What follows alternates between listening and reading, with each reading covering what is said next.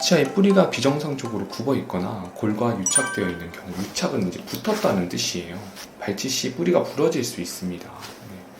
그거 빼는데 이 끝에 부분이 너무 붙어 있으면 여기가 이렇게 부러질 수 있다. 그래서 뼈 안에 남아 있을 수 있다. 그런 얘기라고 보시면 되세요. 이 경우 제거 시 수술 시간이 길어지거나 주요 구조물과 인접한 경우 그대로 아물도록 이제 그냥 두기도 한다. 아까처럼 다시 뿌리가 남았는데 신경이 너무 가까운 거예요. 여기 아래쪽에 이 신경이 너무 가까워서 이제 이걸 억지로 뺐을 경우 이제 득보다 실이 큰 거죠.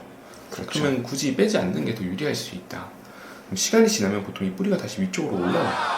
그때 2차적으로 빼는 경우도 있고, 이것도 나중에 다시 한번 설명을 좀 드리도록 하겠습니다. 아래쪽에는 이거 하치조 신경이 있으면, 하치조 신경이 있다면 위쪽에는 상악동이라는 공간이 있어요. 그래서 여기도 이제 뿌리가 이렇게 잔존해 있을 수도 있다. 대부분은 문제가 되지 않는다. 이렇게 보시면 되십니다. 장시간 입을 벌리고 있을 경우 발치 후 턱관절에 통증이 발생할 수 있어요. 이럴 경우 턱을 위아래로 움직이거나 하지 마시고, 위아래 움직이거나 하지 마시고 가급적으로 사용하지 않고 안정을 취하셔야 빨리 회복이 됩니다. 푹 쉬어주시는 게 중요하죠. 이럴 때는. 네, 굉장히 중요하죠. 턱이 아플 수 있다는 거.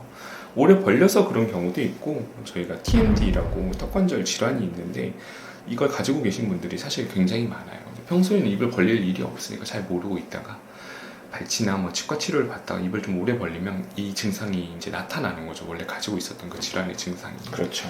그런 경우가 있습니다. 심한 운동, 무릎 관절 등이 아픈 경우에도 쉬는 것이 최선의 방책이듯이 말입니다. 그렇죠. 무릎 관절도 뭐 평소에 컴퓨터만 보고 책상에만 맨날 앉아서 일을 하면 아플 일이 별로 없는데 갑자기 무리한 운동을 하면 내가 관절이 안 좋구나를 이제 알게 되는 거랑 비슷하다라고 보시면 되세요.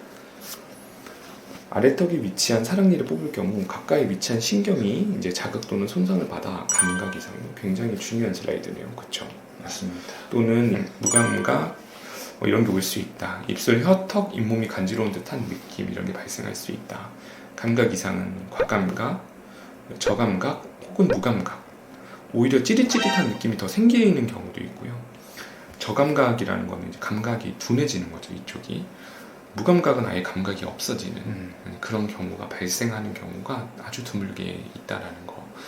그 아래쪽 사랑니 뺄 때 저희가 가장 조심하고 가장 신경 써서 설명드리는 부분이에요. 그래서 드물지만 발생할 수 있기 때문에 환자분들께서는 꼭 알고 계셔야 합니다. 이런 현상은 대부분 이제 일시적이거나 수주 이내에 소실되는데 6개월 이상 지속되는 경우도 있고 회복이 안 되는 경우도 있다라는 거. 이거 알고 계셔야 돼요. 네. 위턱에 위치한 치아가 감염으로 이제 상악동염이 생겨 있거나 선천적으로 상악동에 가까울 경우, 상악동에 대한 수술들을 요할 수 있습니다. 이건 무슨 얘기냐면 이제 발치를 했는데 이 뿌리가 이미 여기 상악동이라는 공간으로, 우선 상악동을 또 설명을 해야 되는데 말이 너무 길어져서 나중에 한번 설명을 따라하면 드릴 거예요. 그렇죠.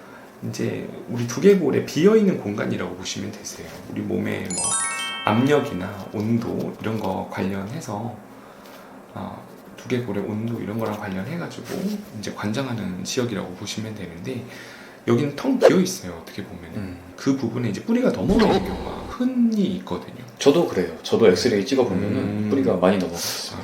그러시구나. 그렇군요. 네. 여기 뿌리 이렇게 넘어가면 이걸 빼면은 여기 구멍이 생기겠죠. 그렇죠. 그냥 당연히 구멍이 생길 수밖에 없어요. 구멍이 뻥 하고 나는 거죠. 그럼 상악동이랑 이제 우리 구강내는 연결이 되는 거죠. 그렇죠. 그런 경우가 충분히 있을 수 있기 때문에. 그러면 여기에 기존에 있던 염증 자체가 이제 증상이 원래 없었는데 갑자기 그 상악동염 증상이 나타날 수가 있다. 이런 경우가 가끔 생길 수 있습니다. 네. 이 부분 좀 알고 계셔야 돼요. 이런 경우 약물 치료를 꽤 오래 해야죠. 치아의 뿌리 끝이 위턱에 상악동 넘어가 있는 경우, 방금 얘기한 거구나. 그렇죠. 상악동염이 발생할 수 있으며 꽤 치밀한 PT예요. 수개월간의 약물 치료를 받아야 할 수 있다. 같은 얘기네. 네. 그렇죠. 아까 말씀드린 겁니다. 발치할 치아와 인접한 치아에 보철물이 있는 경우에 보철이 탈락 또는 파절될 수 있다는 거. 여기에 크라운이 이렇게 있으면 이거를 빼는 과정에서 얘를 이제 올라가는데 툭 하고 이 접착이 좀 약한 경우에 빠지는 경우가 있어요. 그렇죠. 충분히 그럴 수 있죠. 보통 빠지면 그냥 붙이면 되는데 보철이 단순하게 빠지지 않고 안에가 썩어서 빠지거나 이런 경우가 많아요. 그래서 그런 경우도 충치가 발견이 돼가지고 충치 치료를 또 하게 되는 경우들도 있습니다. 발치 후에는 인접한 치아에 불편감이나 통증이 나타날 수 있고 이러한 증상은 우식이나 크랙 등이 있는 치아에서 더 발생할 가능성이 높습니다. 여기 뒤에가 이제 사랑니가 이렇게 있으면 이 뒤쪽에 충치가 생겨 있는 경우가 있어요. 굉장히 많으시죠. 정말 흔하죠. 왜냐하면 사랑니가 치아가 이렇게 똑바로 이렇게 나 있으면은 여기는 이제 굉장히 치밀한 조직으로 인해서 밀폐가 돼요. 하지만 이 치아는 머리랑 이 뿌리가 맞닿기 때문에 밀폐가 굉장히 부족하죠. 그래서 여기는 오염물질이 이제 산재하는 경우가 많아요. 그래서 사랑니가 아픈 경우도 많고 그로 인해서 충치가 잘 생길 수가 있고 또 이 뒤에 치아 이제 7번 치아라고 저희가 하는데 제2대 배치 같은 경우는 힘을 굉장히 많이 받아요. 가위로 따지면 가위의 가장 안쪽이라고 보시면 되세요. 우리가 뭐 물건을 자를 때 가위의 가장 안쪽으로 자르면 가장 힘을 많이 받을 수 있으니까 그렇죠. 것처럼 힘을 제일 세게 받는 곳이기 때문에 여기가 금이 가는 경우도 꽤 많다.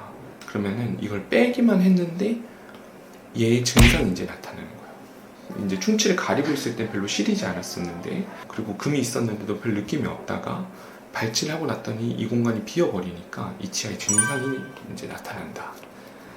그러면 이제 신경치료를 하거나 충치치료를 하거나 신경치료, 이제 우식치료하거나 이제 크라운 치료해야 될 수 있다는 거 알고 계셔야 됩니다. 맞나요? 네. 저희가 이제 진료를 곧 시작해서 시간이 많이 없네요. 자, 끝났네요. 네. 이상 이 원장이었습니다. 네, 박 원장이었습니다. 다음에 또 저희가 이렇게 세세한 내용으로 또 영상을 올릴 예정이고요. 사실 슬라이드 하나만 가지고도 굉장히 자세한 이야기를 해드릴 수가 있기 때문에 많은 관심 부탁드립니다.